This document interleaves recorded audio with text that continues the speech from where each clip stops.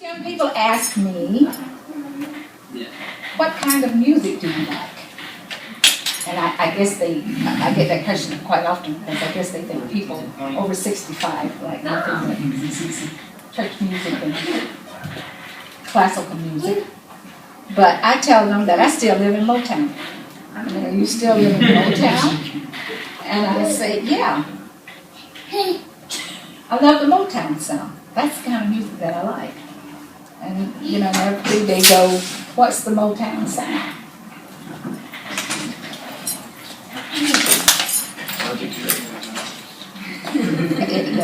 Really?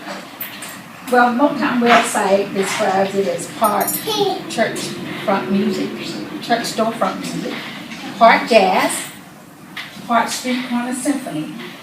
It was unlike anything listeners had ever heard. It was the merging of call and response patterns of black gospel music with the syncopation and improvisation of the bebop movement in jazz. It was a sound like America never heard before. Okay? Mark Edward Nero, the R&B expert and writer for About Entertainment magazine, writes, the Motown sound is a style of soul music with distinctive characteristics, including the use of tambourine along with drums, bass instrumentation, a distinctive melodical and chord structure, and a call and response singing style originating in gospel music. We call it just good old rock and roll. That's what we call it. We call it good music. The Motown producers and the Funk Brothers Band, that was the name of the band that Motown, the record label, used, the Funk Brothers Band. They used a number of innovative techniques to develop the Motown sound. Okay. Many tracks feature two drummers instead of one. They either overdubbed or they were playing in unison. And they had 3 or 4 guitar lines as well, okay, not one. So the Motown sound was also described by the use of orchestration, string sections, charted horn sections, carefully arranged harmonies, and other refined pop music techniques. You could hear a lot of the string music in the sounds of the Supremes and the Temptations and the Drifters. You could hear a lot of the strings playing in there.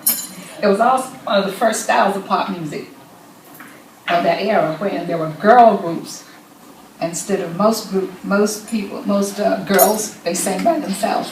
But the Motown label featured a lot of girl groups, and that was something new for them. So the girl groups were often showcased in a group as opposed to one girl act. The Motown sound was also a commitment to quality. Barry Gordy Jr., he's the founder of Motown, he would not slap a Motown label on any song that came through from his producers. Okay?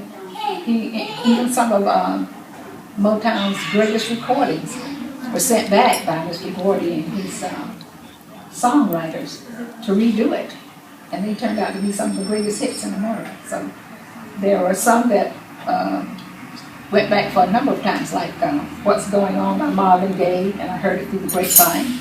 Those songs were sent back like 5 or 6 times before he would let them record it, and then they were the greatest songs of all. Okay, so and Motown, it was not only a sound, but it was a style. You know, the artists were known for their sharp wardrobes. You know, the sequin, the guys and the ladies in their sequin gowns. No guys in sequin gowns. I'll take that back. But they just had custom design uniforms. The ladies had sequin dresses, long, beautiful dresses. You know, they didn't perform in jeans and torn shirts and that sort of thing. So it was usually a class act for them.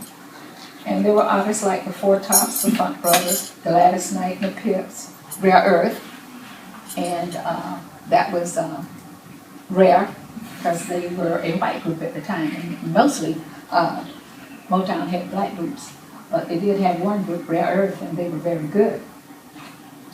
And of course we remember the Temptations with all of their sharp choreography and those sharp suits and outlandish things, you know. Of course I could go on for hours, you know, about what made up the Motown legend. But to me, it was music and words that you could understand. You know, you could relate to the songs. Nowadays, I hear stuff and it's like, what did he say? I spend most of my time listening to these songs and these beats. All these songs have the same beat, and they say the most outlandish things. So I spend most of my time going, what did they say? What did they say? What did they say? So for the Motown sound, I never had to do that. I understood what they were saying, and I loved the music. You know, so long live Motown.